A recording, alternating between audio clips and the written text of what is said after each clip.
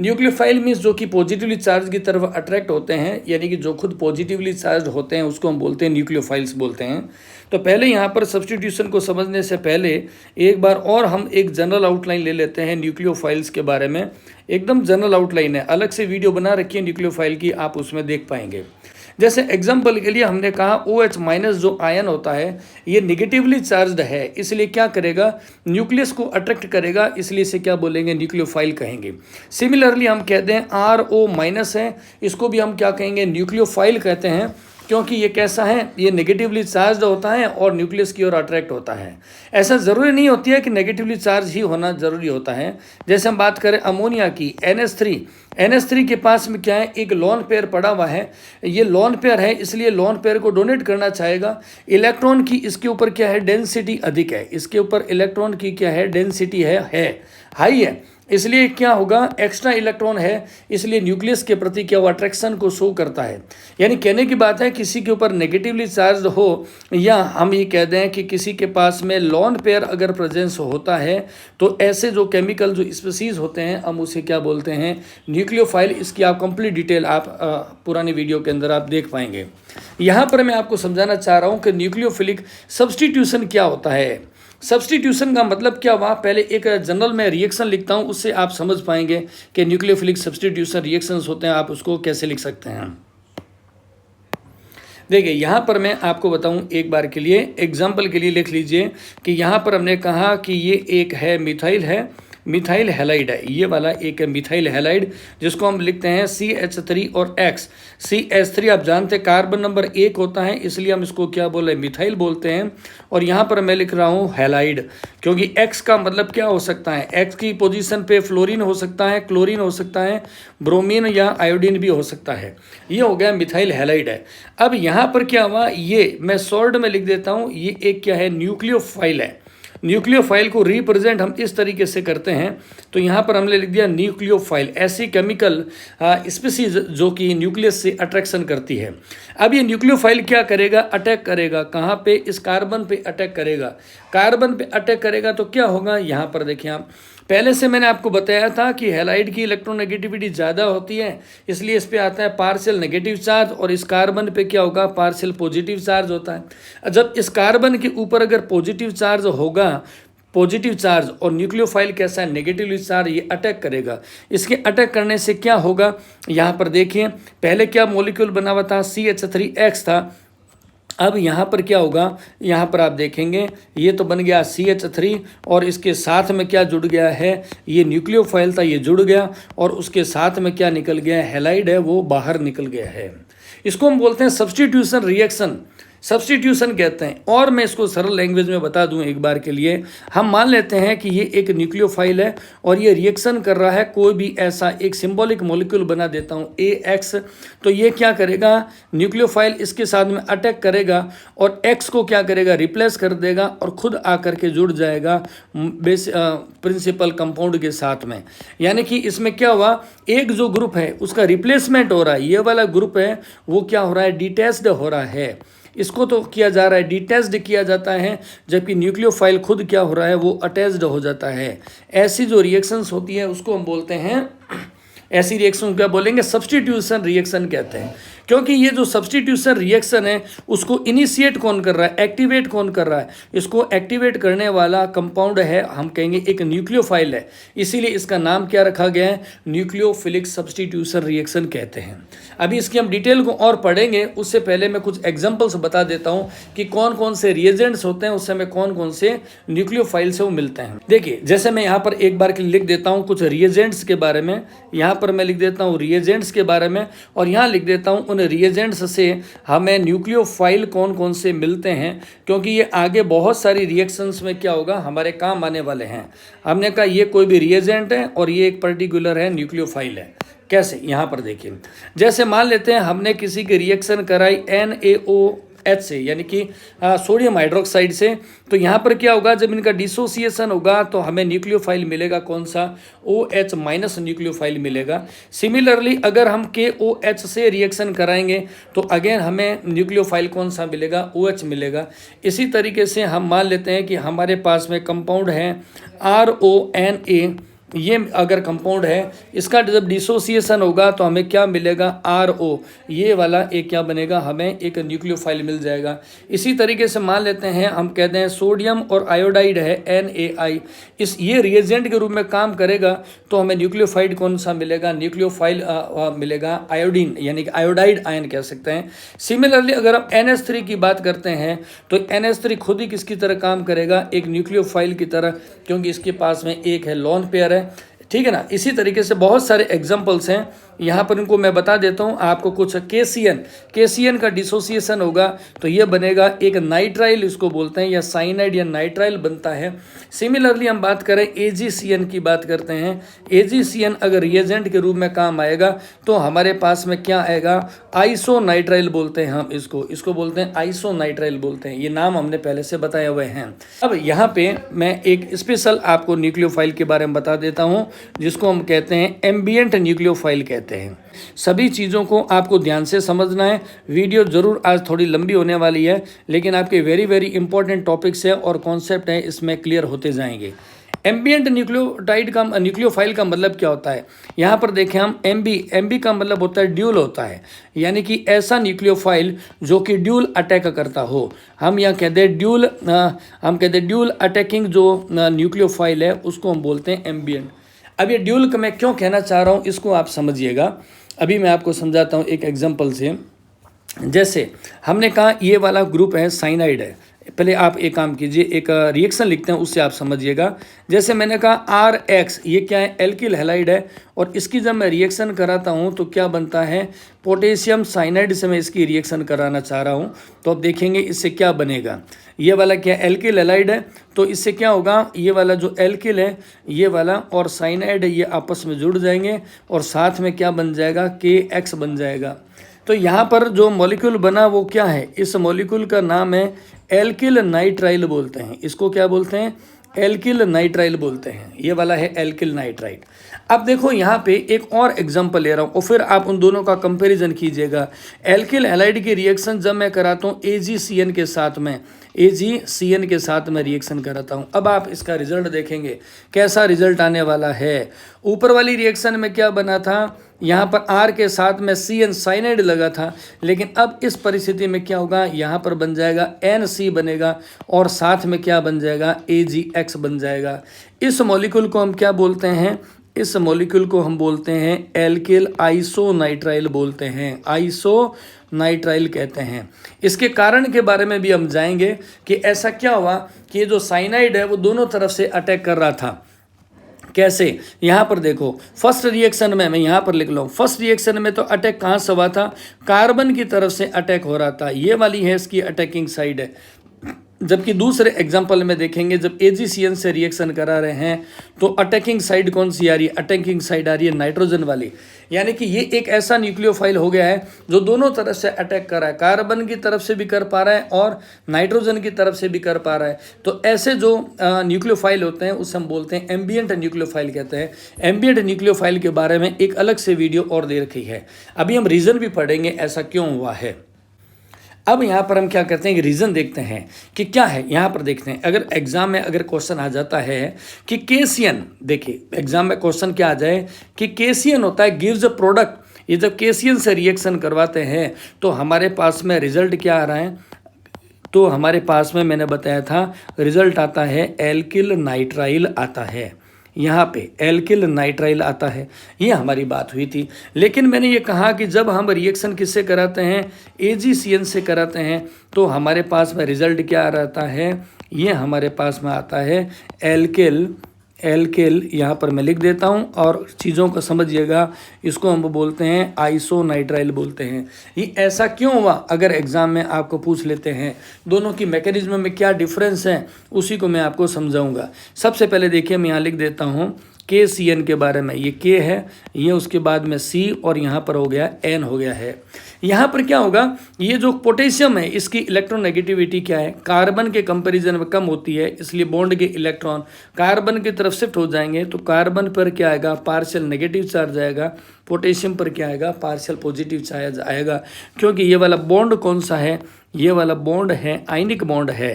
ये वाला बॉन्ड कौन सा है, आयनिक बॉन्ड है। चीज़ों को ध्यान से समझिएगा। तो due to the ionic nature of the bond, इस बॉन्ड की आयनिक नेचर के कारण से क्या होगा कि जब कभी भी ये दोनों आपस में टूटेंगे तो टूटने से क्या बनेगा, एक तो बनेगा K+ बनेगा और प्लस साथ में क्या बनेगा, आप यहाँ पर देखें, यहाँ पर बन जाएगा CN और यहाँ पे कार्बन पे क्या आ जाएगा, माइनस आ जाएगा, क्योंकि एक ऐसा आयनिक बॉन्ड है। आयनिक बॉन्ड का डिसोसिएशन होगा तो क्या होगा, एक प्लस और एक माइनस बन जाएगा। तो यहाँ पर जो क्या बन गया, साइनाइड है वो माइनस आया कार्बन के ऊपर, तो ये कैसा अटैक करेगा, कहाँ से न्यूक्लियोफिलिक अटैक करेगा, आप खुद देखिएगा, इसकी तो मजबूरी है। ये न्यूक्लियोफिलिक जो अटैकिंग साइट है, मैं इसकी बात कर रहा हूँ, न्यूक्लियोफिलिक हम कहते हैं अटैकिंग जो साइट है वो इसकी कौन सी है, वो है कार्बन। तो इसकी ये वाली है जो कार्बन वाली साइट है वो है इसकी अटैकिंग साइट है। तो इसकी तो मजबूरी है, क्या बनाएगा फिर, ये साइनाइड ही बनाएगा। लेकिन दूसरी तरफ मैं बात कर लेता हूँ, AgCN की बात करता हूँ। यहाँ पर आ गया Ag, यहाँ पर क्या है ट्रिपल बॉन्ड और N। यहाँ पर आप क्या देखेंगे, यहाँ पर भी क्या, नाइट्रोजन के ऊपर क्या है, लोन पेयर है, इस नाइट्रोजन के ऊपर है लोन पेयर है। लेकिन ये वाला जो बॉन्ड है, ये बॉन्ड किस नेचर का है, इसको आप देखिए, ये बॉन्ड है कोवलेंट बॉन्ड होता है। दोनों में आप डिफरेंस देखेंगे, KCN में क्या था, आयनिक बॉन्ड था, AgCN में कौन सा है, कोवलेंट बॉन्ड है। तो नाइट्रोजन है वो is free to donate electron pair, इसलिए इसमें क्या होगा, इसका जो नाइट्रोजन है वो क्या है, फ्री है। नाइट्रोजन फ्री है किसके लिए, टू डोनेट इलेक्ट्रॉन्स, डोनेट करने के लिए, इलेक्ट्रॉन्स को डोनेट करने के लिए क्या है, ये फ्री है।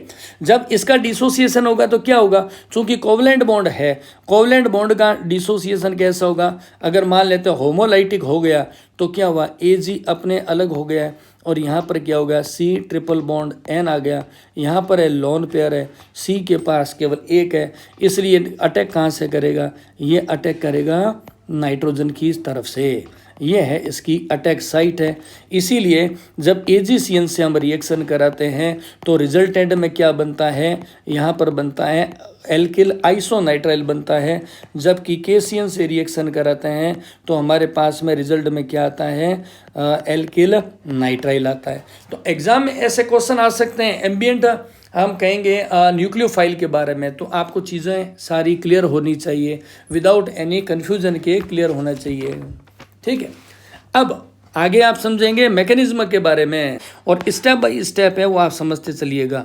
आप जितना टेक्निकली समझेंगे उतना हमारे लिए क्या होगा, इजी हो जाएगा ये टॉपिक को समझना। इसकी मैकेनिज्म के लिए मैं पहले से आपको बता देता हूँ, ये दो तरह की रिएक्शन होती है। एक होती है SN2 रिएक्शन होती है और दूसरी कौन सी होती है, SN1 रिएक्शंस होती है, SN2 और SN1। तो यहाँ पे मैं सबसे पहले एक नंबर पे कौन सी रिएक्शन ले रहा हूँ, वो ले रहा हूँ मैं SN2 कहते हैं। SN2 इसका मतलब क्या है वो भी मैं आपको बता देता हूँ। यहाँ पर पहला जो S है इसका मतलब है सब्स्टिट्यूशन बोलते हैं, इसको बोलते हैं सब्स्टिट्यूशन हो गया S। और दूसरा जो N लिखा है इसका मतलब क्या हुआ, इसका मतलब होता है न्यूक्लियोफिलिक, ये हो गया न्यूक्लियोफिलिक हो गया सब्स्टिट्यूशन। और यहाँ पर दो क्यों लगा है, यहाँ पे जो 2 लिखा हुआ है, 2 का मतलब है, यहाँ मैं लिख रहा हूँ बाई मोलिक्यूलर, इसका आगे मैं आपको रीज़न समझाऊंगा।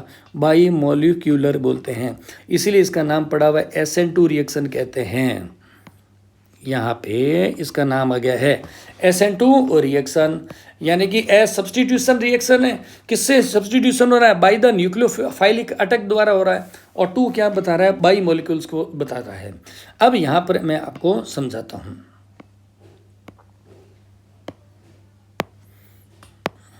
अब देखिए यहाँ पे एग्जाम्पल लेना है, बहुत ध्यान से लिखना है। यहाँ पर लिखिए, मैं लिख रहा हूँ एक कार्बन है, एल्किल हैलाइड की बात कर रहा हूँ। यहाँ पर है क्लोरीन है, इस क्लोरीन के साथ साथ में एल्किल हैलाइड है, यानी कि मिथाइल में क्लोराइड की बात कर रहा हूँ।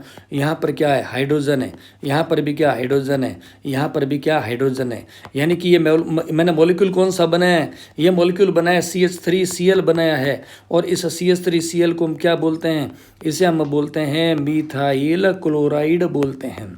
टाइम लग सकता है, चीज़ों को समझना ज़रूरी होता है। अगर मैं इसके मैं अगर बताना चाहूँ, ये टेट्राहेड्रल फॉर्म होता है, आप जानते हैं। और ये कैसे रहते हैं, ऐसे इनका कन्फर्मेशन रहता है। ये सर्कुलर फॉर्म में है, जैसे कि एक ट्राइपोड खड़ा होता है, इस तरीके से सर्कुलर फॉर्म में है। अब यहाँ पर अटैक कौन करने वाला है, एक न्यूक्लियोफाइल अटैक कर रहा है।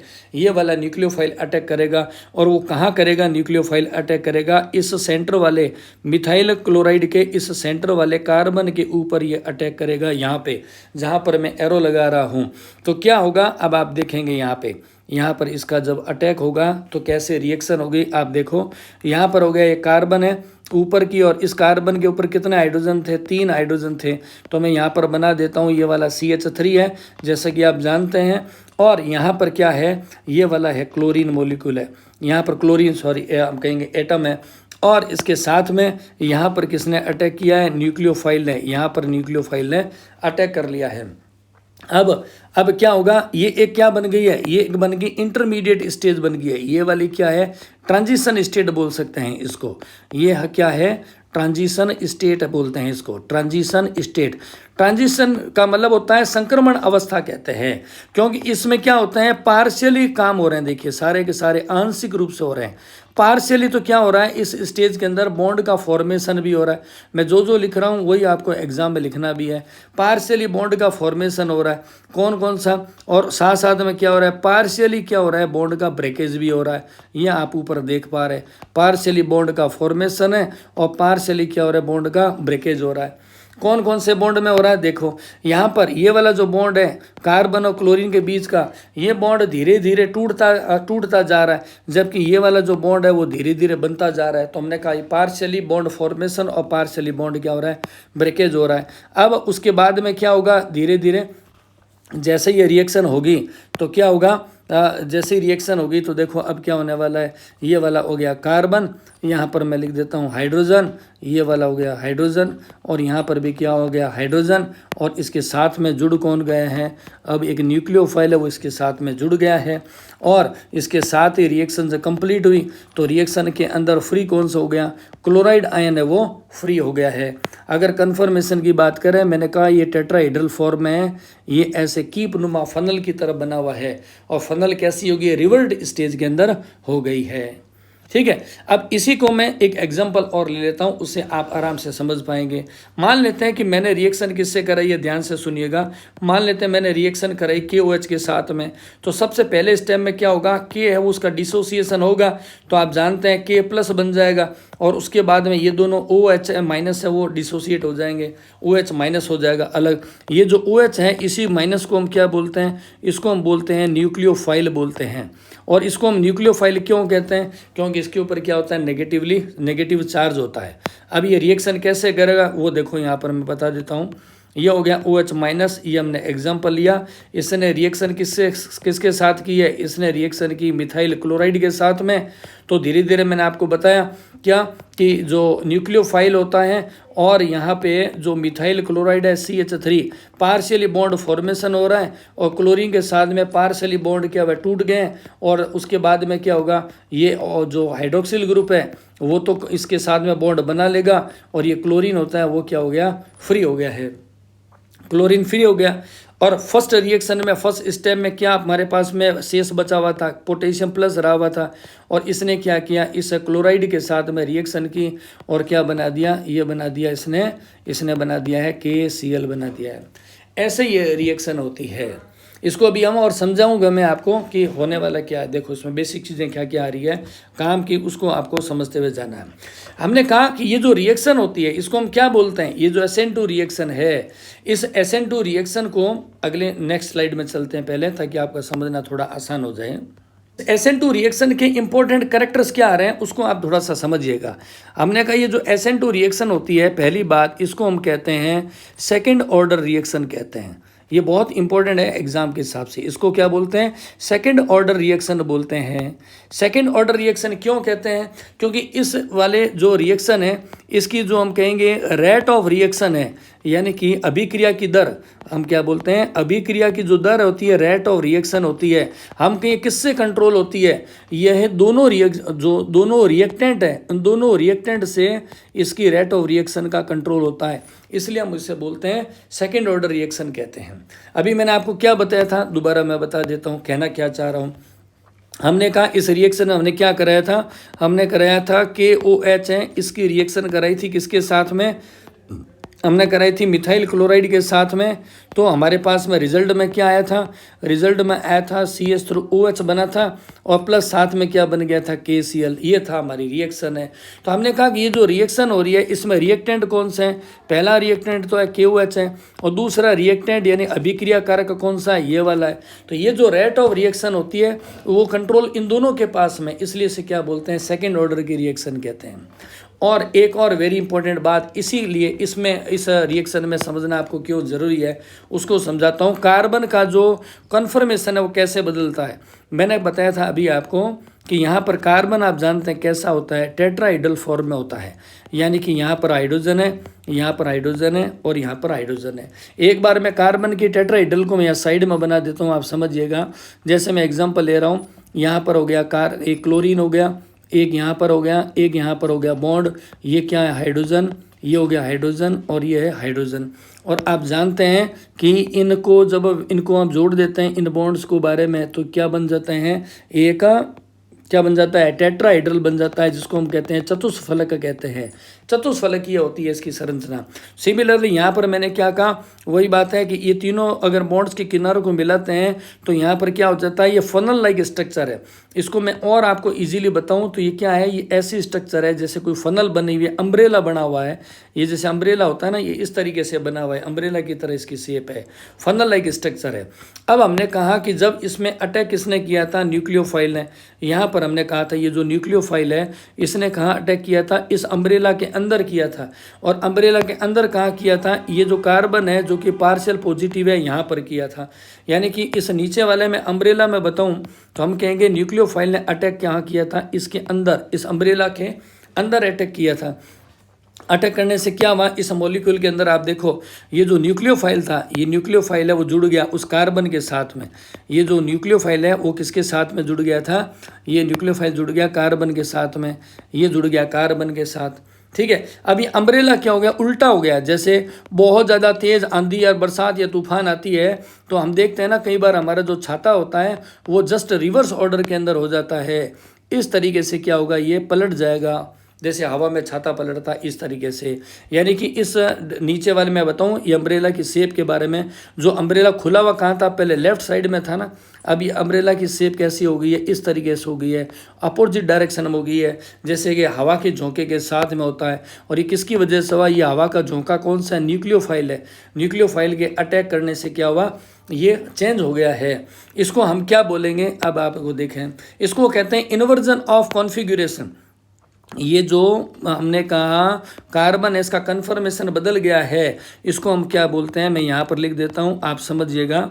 इसको हम क्या बोलते हैं, inversion of configuration, inversion of configuration कहते हैं। कार्बन का जो कॉन्फिगरेशन है वो कैसा है, इन्वर्जन के अंदर हो गया है। यानी हम ये कहेंगे कि इसका जो कन्फर्मेशन है यहाँ से लेके जब यहाँ पर गए थे तो कार्बन का जो कन्फर्मेशन है वो चेंज हो गया।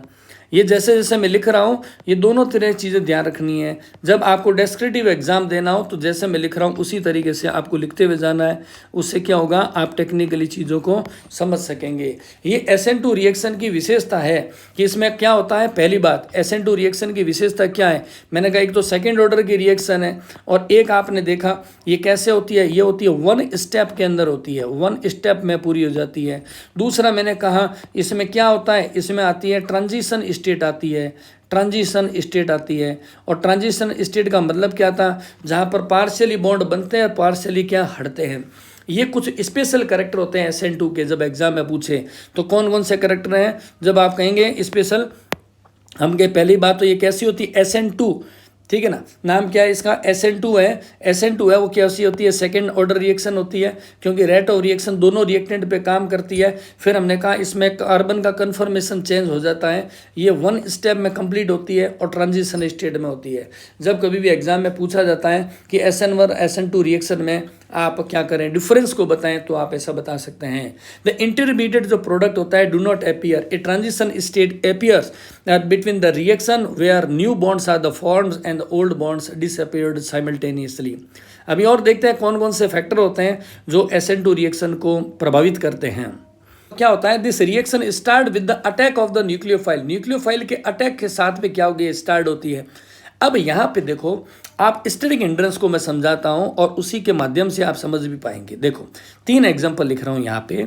हमने कहा ये वाला है एक कार्बन है, ठीक है, ध्यान से समझिएगा, जल्दबाजी नहीं करना। ये वाला कार्बन है, मैंने कहा इस कार्बन के साथ में क्या हुआ है, यहाँ पर जुड़े हुए हैं 3 जुड़े हुए हैं हाइड्रोजन।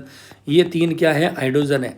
आप टेक्निकली समझेंगे तो चीज़ों को रटना नहीं पड़ेगा, जल्दबाजी करोगे तो आप फिर रटेंगे और फिर आपके मार्क्स क्या है, कम आ जाएंगे। यहाँ पर मैं बात कर लेता हूँ। मैंने कहा तीनों ट्राईपोड की तरह हैं, खड़े हुए एक फनल लाइक स्ट्रक्चर बना रहे हैं। और ये मॉलिक्यूल कौन सा है, ये मॉलिक्यूल है CH3 और Cl। इंपॉर्टेंट बात क्या है, ये जो कार्बन है इसको हम क्या बोलेंगे, 1 डिग्री बोलते हैं। इसलिए मैं इसको ऐसा भी कर सकता हूँ कि 1 डिग्री हैलाइड है। ये 1 डिग्री क्या है, हैलाइड है, क्योंकि हैलोजन किससे जुड़ा हुआ है, 1 डिग्री कार्बन के साथ में जुड़ा हुआ है। समझाऊंगा बाद में, पहले आप इसको समझो टेक्निकली। अब मैं ये कह रहा हूँ कि यहाँ पर मैं लेता हूँ एक और कार्बन, ये एक सेकेंड मॉलिक्यूल है, ये सेकेंड मॉलिक्यूल है। इसके साथ में भी क्या जुड़ा हुआ है, क्लोरीन जुड़ा हुआ है। लेकिन डिफरेंस क्या है, इस कार्बन के साथ में क्या है, देखो यहाँ पर एक जुड़ा हुआ मिथाइल और यहाँ पर जुड़ा हुआ है दूसरा भी है मिथाइल, और यहाँ पे एक जुड़ा हुआ है, ये हाइड्रोजन है, ठीक है। ये भी क्या है, हैलाइड तो है, एल्किल हैलाइड ही है।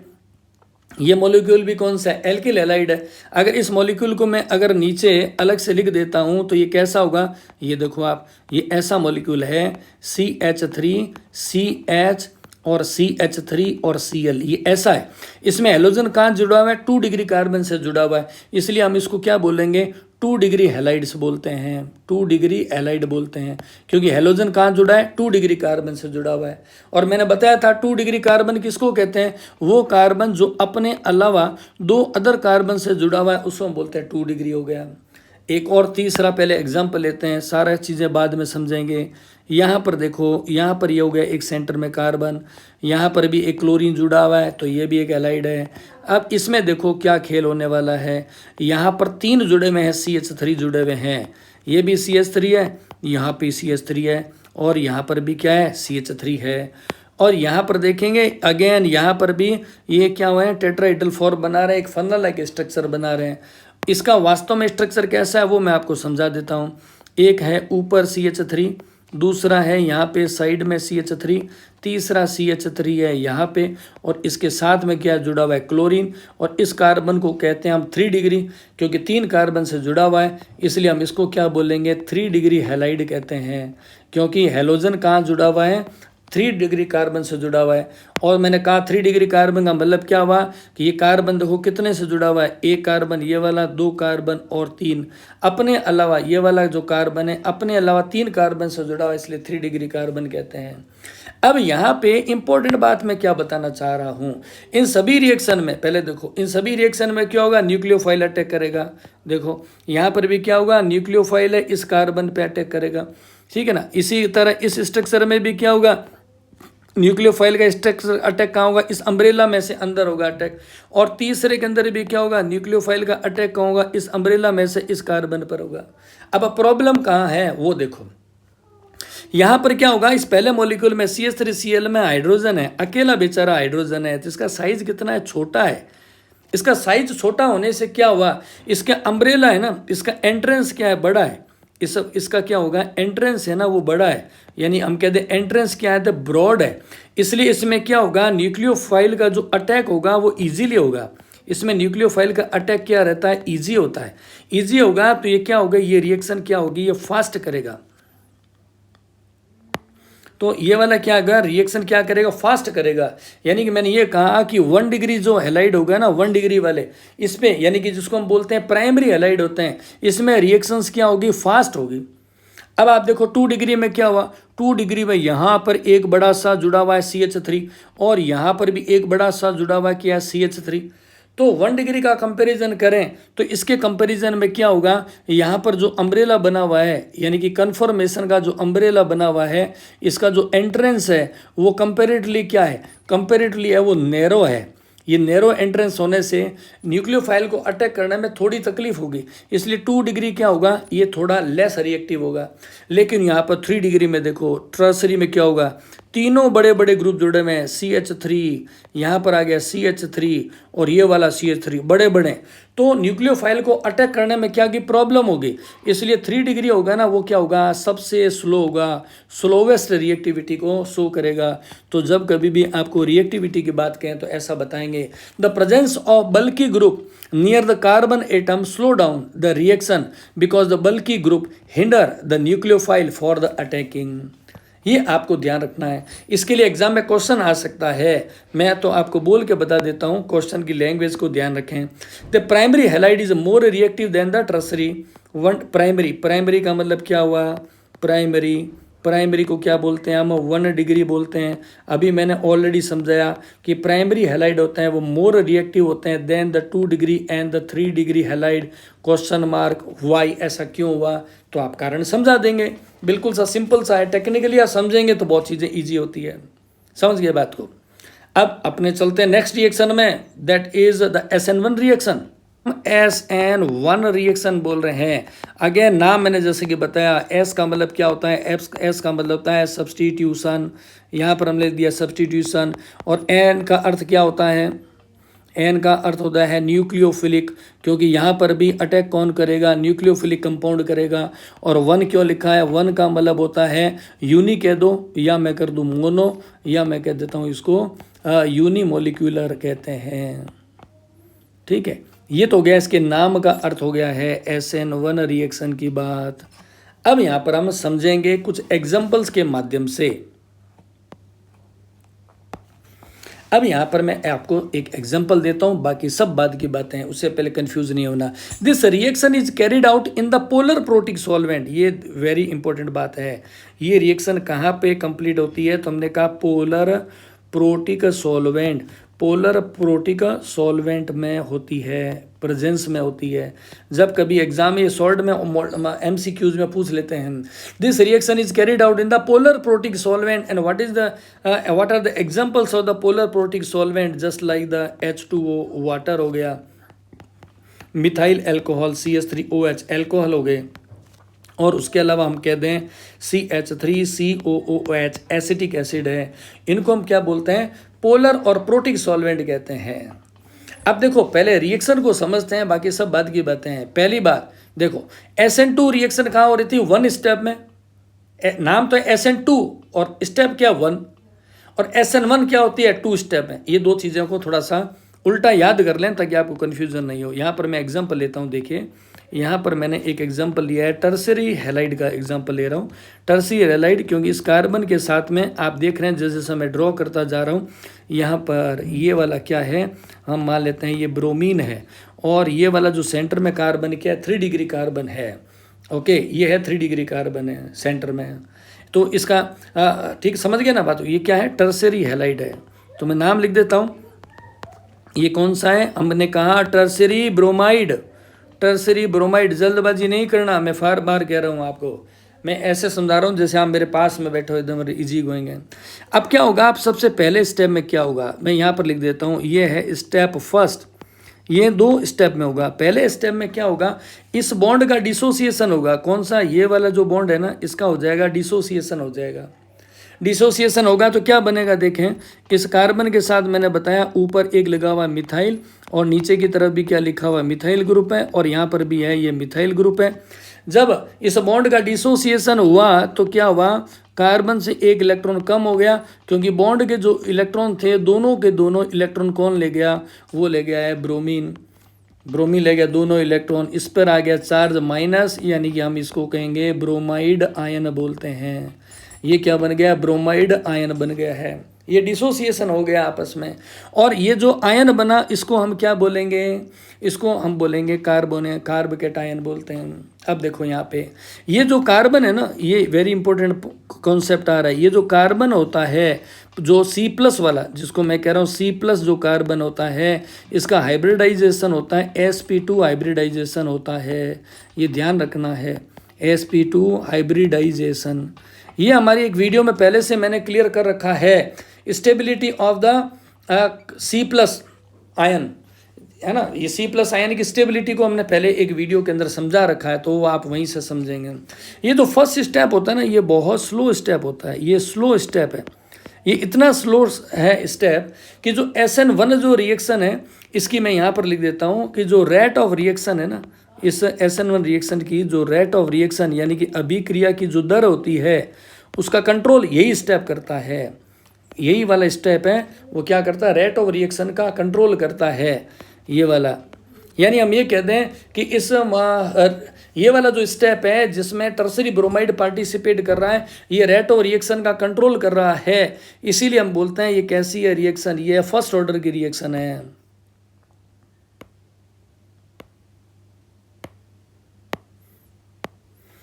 इस रिएक्शन को हम क्या बोलते हैं, इस रिएक्शन को बोलते हैं फर्स्ट ऑर्डर रिएक्शन कहते हैं, फर्स्ट ऑर्डर रिएक्शन। अब अगर आपको पूछ ले कोई इसको फर्स्ट ऑर्डर रिएक्शन क्यों कहते हैं, क्योंकि हम ये कहेंगे कि जो रेट ऑफ रिएक्शन है इसकी, जो रेट ऑफ रिएक्शन है इसका control, rate of reaction is controlled, rate of reaction is controlled by only one molecule, only one reactant कह देते हैं या मॉलिक्यूल कह दो, और वो कौन सा है मैंने बता दिया, टर्सरी ब्रोमाइड है ये वाला, इसलिए हम इसको क्या बोलते हैं, फर्स्ट ऑर्डर की रिएक्शन बोलते हैं। अब जैसे ये पहला स्टेप हो गया, दूसरे स्टेप में क्या होगा ये देखो, अब ये जो आयन बना है जो हमारे फर्स्ट स्टेप में बना है कौन सा आयन था, देखिए CH3 CH3 और यहाँ पर क्या हो गया, अगेन आ गया CH3, इस कार्बन पे क्या था प्लस, ये C+ हो गया। अब इसके पास में आ रहा देखिए ये न्यूक्लियोफाइल, ये वाला न्यूक्लियोफाइल है, सेकंड स्टेप के अंदर अटैक करेगा, ये हमने लिख दिया इसका न्यूक्लियोफाइल। न्यूक्लियोफाइल ने अटैक किया तो मॉलिक्यूल क्या बन गया, जैसे मैं लिख रहा हूँ वैसे वैसे आप देखते रहेंगे तो चीज़ें हैं वो बहुत ईजी होती रहेगी और आपको ज़्यादा परेशान नहीं होने का। यहाँ पर लग गया OH बन गया, ये कौन सा है, इसको हम कहेंगे 3 डिग्री एल्कोहल है, 3 डिग्री, ये 3 डिग्री एल्कोहल है, ये 3 डिग्री एल्कोहल बन गया है। आप इसको साथ में ये भी देखो, अगर कभी भी रिएक्शन के सिंथेसिस में पूछ ले कि हैलाइड से अल्कोहल कैसे बनता है तो यही तो रिएक्शन काम आती है, हैलाइड से अल्कोहल बनने की रिएक्शन है। ये वाला स्टेप कौन सा होता है, ये है स्टेप, सेकंड स्टेप है। तो देखिए बेसिक डिफरेंस क्या आया SN2 और SN1 में, SN2 लेकिन 1 स्टेप में होती है, SN1 है लेकिन 2 स्टेप में कंप्लीट होती है। SN2 सेकेंड ऑर्डर रिएक्शन होती है, SN1 है वो फर्स्ट ऑर्डर की रिएक्शन होती है। ये सारी मैंने आपको बता दी है। The reaction complete in the 2 step, in the first step the carbocation is form, C+ means carbocation is formed, and in the second step the carbocation and the nucleophile react to give the product। ये होगी हमारी SN1। और मैंने बता दिया the step first is the slow and the reversible and the rate of reaction depends on the slowest step. अब देखें यहाँ पे इसमें भी देखते हैं, हम स्टेबिलिटी की बात कर लेते हैं और रेट ऑफ रिएक्शन का कंट्रोल कैसे होगा। अब यहाँ पर आप देखें, हम कहेंगे इसमें हम कहते हैं कि किसकी रेट ऑफ रिएक्शन फास्ट होगी, तो हमें क्या चेक करना है, हमें क्या नोटिस करना है, हमें चेक करना है स्टेबिलिटी, हमें चेक करना है stability of carbocation. Carbocation, carbocation का मतलब जो बना था उस समय C+ है, उसकी स्टेबिलिटी को चेक करना है। जो ज़्यादा स्टेबल होगा इसका मतलब वो रेट ऑफ रिएक्शन है वो फास्ट करेगा। It's easy to complete the reaction, has the fast the rate of reaction. देखिए मैं 3 एग्जांपल दे रहा हूँ आपके सामने। SN1 और SN2 की रेट ऑफ रिएक्शन का उल्टा सिस्टम है, कैसे वो देखो आप, यहाँ पर मैंने लिखा C है, यहाँ पर लिख दिया मैंने क्लोरीन, और उसके बाद में यहाँ पर मैं बना देता हूँ CH3, यहाँ पर भी लिख देते हैं हम CH3 और ये भी हो गया है CH3। तो इस कार्बन को हम क्या बोलेंगे, ये होगा 3 डिग्री होगा कार्बन। अब सेकेंडली मैं बना देता हूँ, यहाँ पे आप सारी चीज़ों को बनाते रहेंगे ना तो टाइम तो लगेगा, लेकिन क्या होगा कि आप चीज़ों को ज़्यादा समझ पाएंगे, है ना, क्योंकि आपको इसमें समझना ज़्यादा इम्पोर्टेंट है। ये वाला जो कार्बन है अपने अलावा 2 कार्बन से जुड़ा हुआ है, ये वाला कार्बन अपने अलावा 2 कार्बन से जुड़ा हुआ है, एक इससे जुड़ा हुआ है एक इस कार्बन से, इसीलिए इसको क्या बोलते हैं हम 2 डिग्री कार्बन कहते हैं। तीसरा एग्जाम्पल और ले लेते हैं, यहाँ पर आ गया क्लोरीन और उसके बाद में यहाँ पे 3 जुड़े हुए हैं हाइड्रोजन, ये वाला हाइड्रोजन, हाइड्रोजन और हाइड्रोजन है, तो इसको हम क्या बोलेंगे 1 डिग्री कहते हैं, क्योंकि ये कार्बन केवल अपने से ही जुड़ा हुआ है ना। और ये वाला इसमें क्या हुआ था, इसमें देखिए CH3 CH3 और CH3, ये 3 डिग्री क्यों है, क्योंकि इसका जो सेंटर कार्बन है, क्योंकि इसका जो सेंटर वाला कार्बन है ये किससे जुड़ा हुआ, 3 कार्बन जुड़ा है, 3 डिग्री 2 डिग्री और 1 डिग्री हो गया है। 3 degree carbocation is more stable, 3 degree जो कार्बोकेटाइन है वो मोर स्टेबल है, इसलिए रेट ऑफ रिएक्शन फास्ट करेगा और ये इसके कंपैरिजन में फास्ट करेगा। इस रिएक्टिविटी द हाई, ये जो 3 डिग्री होता है कार्बोकेटाइन 3 डिग्री मैं कह देता हूँ C+ होता है, ये क्या करता है हम कहते हैं मोर स्टेबल है। ये क्या होता है मोर स्टेबल है, ये ज़्यादा स्टेबल है, इसीलिए क्या होगा ये मोर रिएक्टिव होता है। ये छोटी छोटी बातें हमें ध्यान रखना ज़रूरी है, मोर रिएक्टिव होता है। समझ गए बात को। अब बात आती है, क्वेश्चन तो आना चाहिए ना कि ये मोर रिएक्टिव क्यों हुआ, इसको तो इंपॉर्टेंट बात है, इसको समझना है कि मोर रिएक्टिव क्यों हुआ। उसका रीज़न बताते हैं आपको। मैं 1 डिग्री और 3 डिग्री का कंपैरिजन कर देता हूँ एक बार के लिए। यहाँ पर देखो ये क्लोरीन है, यहाँ पर मैं इसको सिंपल तरीके से लिख देता हूँ। यहाँ पर हो गया CH3 है और यहाँ पर हो गया CH3 और ये CH3, ठीक है। जब ये डिसोसिएट हुआ था तो क्या बना था वो आप देखो, यहाँ पर बना था CH3, यहाँ पर क्या हुआ CH3 और यहाँ पर आया था CH3 और इस पे आ गया था प्लस आया था। अब ऐसे देखो इस 1 डिग्री में क्या होगा, ये 1 डिग्री टूटेगा तो क्या होगा, यहाँ पर देखो क्या बना हाइड्रोजन, हाइड्रोजन और ये हाइड्रोजन और यहाँ पर आ गया था प्लस। इसको हमने क्या कहा था 1 डिग्री कहा था।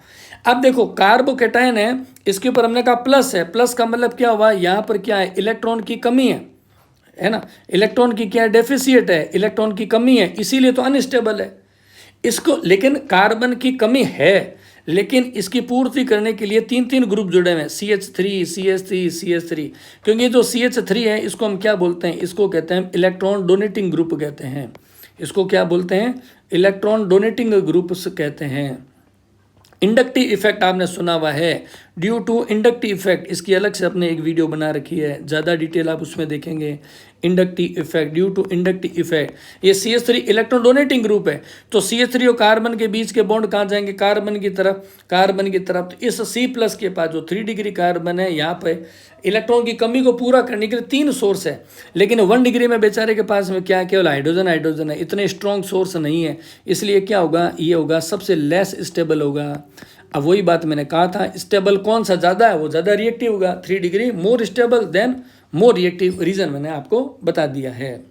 ऐसे अभी हम बहुत सारे एग्जांपल्स लेंगे जिसमें आप क्लियर कर पाएंगे, चीज़ों को टेक्निकली समझना है। अब देखो यहाँ पे मैं 2 नाम लिख रहा हूँ, एक एलिलिक, एक लिख रहा हूँ बेंजाइलिक और एक होता है एरिलिक हैलाइड। 3 तरह के मैं हैलाइड लिख रहा हूँ, नाम को समझिएगा और फिर हम इसके क्या है टेक्निकली कारण को समझते जाएंगे। हैलाइड्स के अंदर मैं पहला नाम लिख रहा हूँ आपके सामने, उसको मैं लिख रहा हूँ एलिलिक हैलाइड, एलिलिक हैलाइड्स लिख रहे हैं। तीनों में अंतर देखेंगे अभी, एलिलिक हैलाइड्स। दूसरा मैं नाम लिख रहा हूँ बेंजाइलिक हैलाइड, ये हो गया बेंजाइलिक हैलाइड होता है। और तीसरा कौन सा है, इसको मैं नाम लिख रहा हूँ एरिल, एरिल हैलाइड बोल देते हैं, ये हो गया एरिल हैलाइड। स्ट्रक्चर को देखना, बाकी सब चीज़ें बाद में समझेंगे। हमने कहा एलिलिक हैलाइड का मतलब क्या है, देखो यहाँ पर लिखा मैंने CH2, उसके बाद आ गया डबल बॉन्ड, उसके बाद आ गया CH, फिर आ गया है CH2 और उसके बाद में लगा हुआ X। इसको कहते हैं हम क्या बोलते हैं एलिलिक हैलाइड। ये 1 नंबर डाल देता हूँ मैं, ये हो गया एलिलिक हैलाइड है।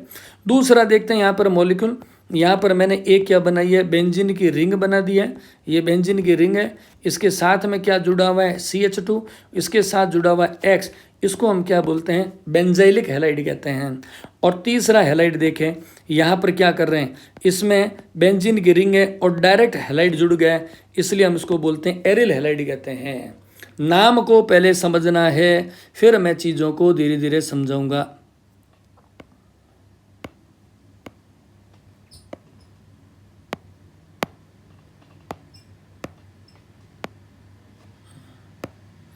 देखो यहाँ पर क्या हुआ, ये वाला जो क्या है हैलाइड है, देखो ये हैलाइड किससे जुड़ा है, ऐसे कार्बन से जुड़ा है जो कि sp3 है, और ये sp3 किसका पड़ोसी है जो कि खुद क्या है sp2।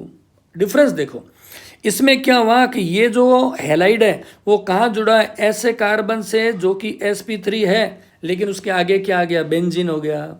और यहाँ पर क्या हुआ है, हैलाइड कहाँ जुड़ा हुआ है, ऐसे कार्बन के साथ में जुड़ा हुआ है जो कि बेंजीन का पार्ट है और sp2 है। ये देखो तीनों में डिफरेंस है।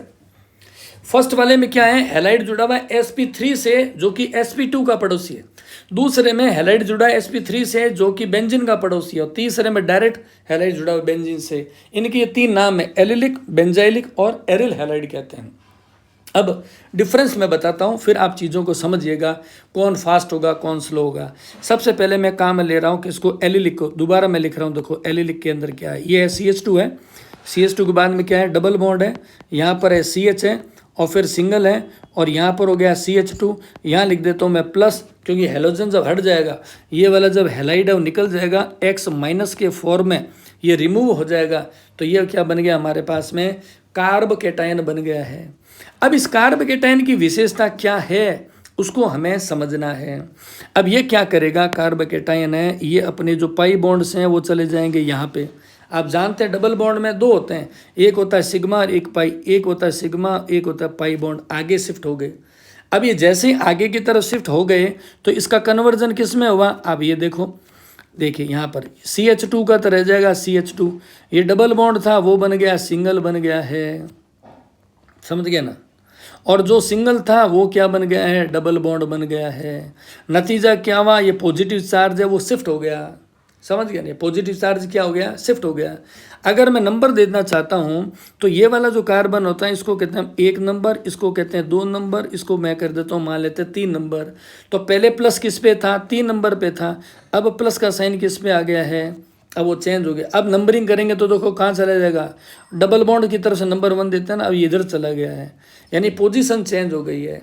वापस क्या होगा, वापस ये देखो, फिर क्या होगा, ये वापस ये जो डबल बॉन्ड है वो कहाँ आ जाएगा, इसमें कन्वर्ट हो जाएगा।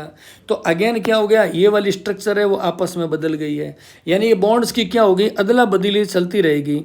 अदला बदली चलने से क्या हुआ कि ये वाले जो बॉन्ड है, ये वाले जो बॉन्ड है CH2 वाले, ये क्या है, ये बन गए पार्शियल डबल बॉन्डेड बन गए हैं, ये पार्शियल डबल बॉन्डेड हो गया। और यहाँ पर भी क्या हुआ, ये प्लस भी क्या हो गया, ये ऑलमोस्ट क्या होगा, पार्शियल सा हो गया, क्योंकि इलेक्ट्रॉन क्या कर रहे हैं, मूव कर रहे हैं। यानी कि इसमें नेचर कैसी आ गई है, हमने कहा ये बन गया है पार्शियल डबल बॉन्ड। धीरे धीरे समझेंगे अपने, ये है पार्शियल डबल बॉन्ड नेचर है इसकी। और पार्शियल डबल बॉन्ड की नेचर क्यों हुई है, तो हम कहेंगे due to the resonance, due to resonance, अनुनाद के कारण। अब आप कहेंगे अनुनाद क्या है, इसकी अलग से एक वीडियो और है हमारी बनाई हुई, आप उसके अंदर देखेंगे, ठीक है ना। तो क्या हुआ इसके अंदर, आप देखो ये जो कार्बन था ना C+ है वो स्टेबल हो गया। ये वाला जो कार्बन है C+ है, C+, जो कि C+ क्या था, कार्बोकेटायन, बेचारा इलेक्ट्रॉन की डेफिशिएंट थी, इसके अंदर क्या थी, इलेक्ट्रॉन की क्या हो गई थी, इलेक्ट्रॉन डेफिशिएंट था ये, क्योंकि इसका X है हैलाइड लेकर चला गया। लेकिन रेजोनेंस के कारण से क्या हुआ, इसकी शांति आ गई है, इसको क्या मिल गई है, स्टेबिलिटी आ गई है, कंपेरेटिवली क्या ये स्टेबल हो गया है, ठीक है। अभी और मैं समझाऊंगा जो कहना मैं चाह रहा हूँ यहाँ पे, ये सारी बातें हम धीरे धीरे समझेंगे, समझ गए बात को। अब यहाँ पर आता हूँ मैं दूसरे दो और हैलाइड के बारे में, उसको देखते हैं कौन कौन सा, बेंजाइलिक और एरिलिक हैलाइड की मैं बात कर रहा हूँ, जो कि हमने एग्जाम्पल दिए हैं। देखो क्या होगा, ये वाला जो बेंजाइलिक है, बेंजाइलिक का मतलब जिसमें बेंजीन से डायरेक्ट नहीं जुड़ा हुआ है। हमने कहा ये जो बेंजाइलिक हैलाइड होता है, ये वाला स्ट्रक्चर में लिख देता हूँ एक बार दोबारा, बार बार बनाने में कोई नुकसान नहीं है। हमने कहा ये जो बेंजाइलिक है जिसमें CH2 और X है, ये क्या है, ये वाला मोर स्टेबल है, किसके कंपेरिजन में, कंपेरिजन किसका, एरिल हैलाइड के रूप में। ये मैंने आपको नाम पहले ही बता दिया था, ये एरिल है और दूसरा बेंजाइलिक है। अब हमें ये देखना है कि बेंजाइलिक है मोर स्टेबल क्यों है, ये वाला, ये मैंने क्या बताया था, ये है मोर स्टेबल है, ये मोर स्टेबल है, और ये वाला कौन सा है, ये है लेस स्टेबल है। उसका रीज़न अभी हम देख लेते हैं, ठीक है। देखो इनकी स्टेबिलिटी की बात करते हैं। यहाँ पर क्या होगा कि ये वाला जो बेंजाइलिक है ना, यहाँ पर देखो ये आ गया ऐसे, ये वाला बॉन्ड क्या है, CH2 है, और यहाँ पर जो हैलाइड टूटेगा तो प्लस कहाँ पर आ गया, CH2 के साथ में आ गया है, ये हो गया हैलाइड बाहर। अगर हम बात रिएक्टिविटी करिए, अगर रिएक्टिविटी की मैं बात कर रहा हूँ यहाँ पे,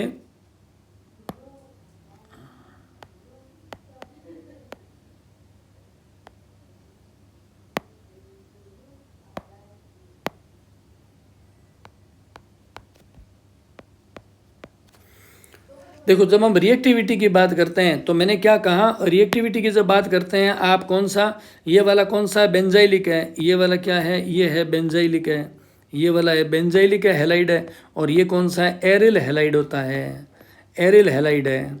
ठीक है, एरिल हैलाइड हो गया। ठीक, अब देखते हैं इसके, जब इसका हमने कहा कि जो बेंजाइलिक हैलाइड है इसका जब क्या होगा, डिसोसिएशन होगा, यहाँ पर जब हैलोजन बाहर निकलेगा तो CH2 पर क्या आ गया, प्लस आ गया है। अब देखो यहाँ पे मैं बात कर रहा हूँ किसकी, एरिल हैलाइड की।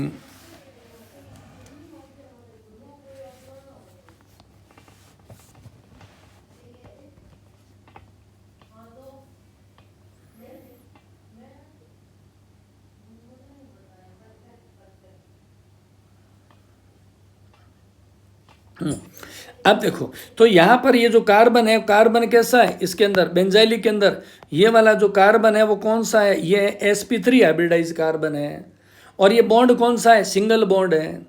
अब अगले में मैं आपको बताता हूँ एक बार एरिल हैलाइड के बारे में, फिर कंपैरिजन करेंगे। देखो पहले मैं लेता हूँ एरिल हैलाइड को, अब फिर उसके बाद में हम कंपैरिजन करेंगे। यह नाम लिख देता हूँ एरिल हैलाइड। एरिल हैलाइड का क्या सीन है, हमने कहा यहाँ पर मैंने देखिए बना दिया है बेंजीन की एक रिंग, साथ साथ में देखो स्ट्रक्चर बनाने का तरीका भी यहाँ पर मैंने लिख दिया है क्लोरीन। क्लोरीन के ऊपर लॉन पेयर कितने होते हैं, 3, ये 3 लॉन पेयर हो गए हैं। अब ये क्लोरीन क्या करेगा, अपने लॉन पेयर दे देगा यहाँ पे, ठीक है ना, उससे क्या होगा, यहाँ वाले जो पाई बॉन्ड हो गए ना, ये वाले पाई बॉन्ड है वो निकल के कहाँ आ जाएंगे, इस कार्बन पर आ जाएंगे। तो देखो नेक्स्ट स्ट्रक्चर कैसी बन रही है, साथ साथ में स्ट्रक्चर को समझते रहना है, मैं हर स्टेप को बताता रहूँगा। ये डबल बॉन्ड, ये डबल बॉन्ड, क्लोरीन के बॉन्ड शिफ्ट होने से यहाँ पर क्या हो गया, डबल बॉन्ड हो गया। क्लोरीन पर पहले कितने थे, लोन पेयर 3 थे, अब कितने रह गए, 2। तो क्लोरीन पे आ गया प्लस चार्ज आ गया, और इस कार्बन पे इन इलेक्ट्रॉन के आने से क्या हो गया, माइनस चार्ज हो गए हैं।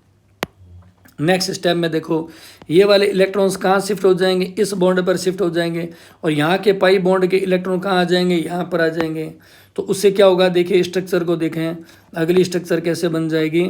हमने कहा दोबारा स्टेप बाय स्टेप चलते रहें, एक एक बना रहा हूँ। ये डबल बॉन्ड का डबल बॉन्ड है, ऊपर देखें यहाँ पर आ गया क्लोरीन, क्लोरीन पर क्या आ गया था, पॉजिटिव चार्ज, और यहाँ पर क्या हो गया, डबल बॉन्ड बन गया, और ये इलेक्ट्रॉन जैसा मैंने एरो लगाया उस पर आप तो फोकस करें, यहाँ पर आ गया माइनस चार्ज।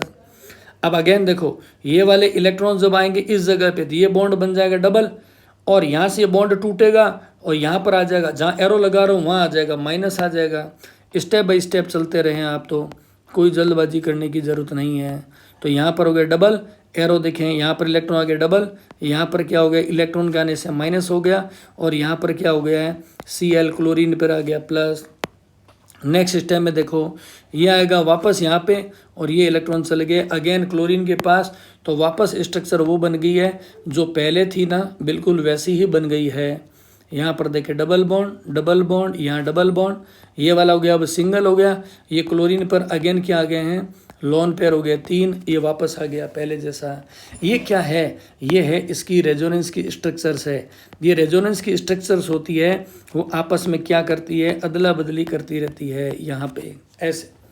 तो आपने क्या विशेष बात क्या देखी है यहाँ पे, है ना, विशेष बात क्या देखी, मैंने कहा इलेक्ट्रॉन्स घूम रहे हैं। मैंने कहा कि जो इलेक्ट्रॉन्स होते हैं, आप देखो मैं यहाँ पर बड़ी स्ट्रक्चर बना देता हूँ, यहाँ पे बड़ी स्ट्रक्चर बना देता हूँ। हमने कहा ये जो बेंजीन है, इस बेंजीन के अंदर क्या हुआ, ये जो मैंने स्ट्रक्चर ऐसी बनाई थी ना, ऐसी स्ट्रक्चर देखो मैंने स्ट्रक्चर ऐसी बनाई थी, यहाँ पर मैंने लिखा था क्लोरीन, ओके, लेकिन वास्तव में ये ऐसा रह ही नहीं रहा है, क्योंकि इलेक्ट्रॉन्स तो क्या कर रहे हैं, घूम रहे हैं, चक्कर मार रहे हैं। उससे क्या होगा, इससे ये होगा कि जो क्लोरीन के बीच में और बेंजीन के बीच का बॉन्ड है ये कैसा है, पार्शियल डबल बॉन्ड है, और इसके बीच में भी क्या है, यहाँ पर भी क्या इलेक्ट्रॉन्स है वो घूम रहे हैं, बेंजीन की रिंग में भी क्या माइनस माइनस घूम रहा है। तो ये वाला जो बॉन्ड है वो कैसा रहा, ये वाला बॉन्ड है ये बन गया डबल बॉन्ड है, पार्शियल डबल बॉन्ड है। ये वाला बॉन्ड कैसा है, पार्शियल, हम कहेंगे पार्शियल डबल बॉन्ड है। ये वाला बॉन्ड पार्शियल डबल बॉन्ड है, इसलिए क्या होगा, इसको तोड़ने में ज़्यादा एनर्जी लगानी पड़ेगी। इसको तोड़ना क्या होगा, इस बॉन्ड को हम तोड़ेंगे, इसको ब्रेक करना क्या होगा, ब्रेक करना होगा, डिफ़िकल्ट होगा। ये डिफ़िकल्ट होगा तो ये क्या करेगा, हम कहेंगे लेस रिएक्टिव होगा। क्योंकि जब तक हैलाइड हटेगा ही नहीं तो रिएक्शन तो होगी नहीं ना। जब तक हैलाइड हटेगा नहीं तो रिएक्शन होगी नहीं। हम कह रहे हैं इसका हैलाइड जल्दी से हट नहीं सकता, क्योंकि बेंजीन के साथ किससे जुड़ा हुआ है, डबल बॉन्ड के साथ में जुड़ा हुआ है। जबकि अभी जो मैंने पहला एग्जांपल दिया था बेंजाइलिक हैलाइड का, आप देखो बेंजाइलिक हैलाइड में क्या था, CH2 और ये Cl था, CH2Cl, और ये जो हैलाइड था वो कहाँ जुड़ा हुआ था, इस कार्बन के साथ में, जो कि कैसा है, सिंगल बॉन्ड है। ये कैसा बॉन्ड था, सिंगल बॉन्ड था। ये सिंगल बॉन्ड होने से क्या था, इसको हम इजीली, इसको इजी है, इजी टू ब्रेक, इसको हम इजीली तोड़ सकते हैं। तो हम क्या कहेंगे, इसकी रिएक्टिविटी बेंजाइलिक की क्या होगी, ज़्यादा होगी, एरिलिक है उसकी क्या होगी, हम कहेंगे रिएक्टिविटी वो कम होगी। क्यों होगी उसका मैंने आपको रीज़न बता दिया है। इसी तरीके से बार बार एग्जाम में डिफरेंट क्या एग्जाम्पल्स है वो लिए जाते हैं, और उसके कारण के आधार पे नए नए क्वेश्चंस बनते हैं। अभी एक और चलता हूँ मैं आगे की तरफ। Difference in the hybridization of the carbon in the CX bond. पहले तो मैं वर्ड लिख देता हूँ, आप इसको समझिए, इससे रिएक्टिविटी में क्या फ़र्क आएगा। हमने कहा ये जो कार्बन का जो हाइब्रिडाइजेशन होता है, उस हाइब्रिडाइजेशन किसका, हमने कहा कार्बन का। कार्बन का जो हाइब्रिडाइजेशन कहाँ पर, तो हमने कहा CX बॉन्ड में।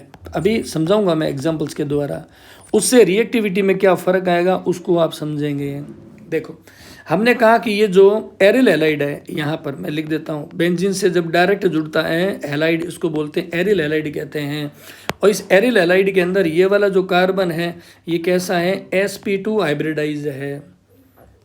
लेकिन जैसे ही मैं बात करता हूँ किसकी, एल्किल हैलाइड की बात कर रहा हूँ, एल्किल हैलाइड में क्या होगा, CH3, यहाँ पर आ गया CH और CH। इसके अंदर क्या होगा, ये वाला जो कार्बन है वो कैसा है, sp3 हाइब्रिडाइज है। अब हम देखें S करेक्टर किस में ज़्यादा है, S करेक्टर, ठीक है ना, S करेक्टर का कितना परसेंटेज है वो मैं आपको बताता हूँ। यहाँ पर देखो S एक है, एक तो है S है, और +3 क्या है, P है, तो टोटल कितने हो गए, 4। तो S का परसेंटेज कितना आया, S का परसेंटेज है 25% है। जबकि यहाँ पर क्या है, एक तो S है, +2 क्या है, P है, टोटल कितने हुए, 3 है। और इसमें S का कंट्रीब्यूशन कितना है, तो हम कहेंगे S का कंट्रीब्यूशन है 33.33% है। यानी कि S करेक्टर ज़्यादा किस में हुआ, S करेक्टर ज़्यादा किस में हुआ, तो हम ये कहेंगे ए कार्बन अगर sp2 है हाइब्रिडाइज, ए कार्बन है sp3 हाइब्रिडाइज है, तो S करेक्टर ज़्यादा किस में हुआ, sp2 हाइब्रिडाइज में हुआ। sp2 hybridize carbon has more S character and hence more electronegativity. तो इसकी क्या होगी, इलेक्ट्रोनेगेटिविटी क्या होगी, ज़्यादा होगी, इलेक्ट्रोनेगेटिविटी, विद्युत ऋणात्मकता क्या ज़्यादा होगी, मोर होगी। मैं लिख देता हूँ यहाँ पे मोर इलेक्ट्रोनेगेटिविटी। और इस sp3 की क्या होगा, ये होगा, हम कहेंगे लेस इलेक्ट्रोनेगेटिव है, लेस इलेक्ट्रोनेगेटिव है। तो जो मोर इलेक्ट्रोनेगेटिव होगा वो मजबूत होगा, जो क्या होगा, मजबूत होगा। कौन सा, यहाँ पर देखें, हमने कहा दोबारा देखो, यहाँ पर जो एरिल हैलाइड है और उसके बाद में मैंने कहा एल्किल हैलाइड है, दोनों में सिंगल बॉन्ड है, ठीक है ना, दोनों में सिंगल बॉन्ड है। लेकिन sp2 हाइब्रिडाइज में क्या होगा, हमने कहा कि इसकी इलेक्ट्रोनेगेटिविटी ज़्यादा होने से ये बॉन्ड क्या है, मजबूत है, इसलिए रिएक्टिव कौन सा होगा, ये वाला मोर रिएक्टिव होगा, क्योंकि इस बॉन्ड को इजीली हम तोड़ सकते हैं। इसको हम क्या कर सकते हैं, इसको हम इजीली क्या कर सकते हैं, ब्रेक कर सकते हैं। इस आधार पे हम रिएक्टिविटी को चेक कर सकते हैं। The bond length of CCl bond in the halo alkane is more, क्योंकि ये जो बॉन्ड लेंथ है इसकी बॉन्ड लेंथ भी क्या होगी, ज़्यादा होगी। इसकी बॉन्ड लेंथ क्या होती है, ग्रेटर होगी, इसकी बॉन्ड लेंथ है वो ग्रेटर होगी, ग्रेटर बॉन्ड लेंथ है, इसलिए सो इट इज़, है ना। और जबकि हम एरिल में कहेंगे तो यहाँ पर छोटी होगी। इस बॉन्ड को क्या करें, इजीली तोड़ पाएंगे, इसलिए क्या होगा, ये ज़्यादा react, so it is difficult to break short bond then the long way. So aryl halide is less reactive, aryl halide क्या होगा, लेस रिएक्टिव होगा, क्योंकि इसके बॉन्ड को तोड़ना है वो ज़्यादा टिपिकल होता है due to the high percentage of, हमने कहा high percentage of S character, ठीक है ना। ऐसे हम आपको समझना है, ये सारी रिएक्शंस हैं, इसको आपने समझ लिया होगा। ये सारी न्यूक्लियोफिलिक रिएक्शंस है, न्यूक्लियोफिलिक सब्स्टिट्यूशन रिएक्शन कहते हैं। अगली जो वीडियो आएगी वो आएगी इलेक्ट्रोफिलिक सब्स्टिट्यूशन रिएक्शन के बारे में। समझ गए बात को, थैंक यू।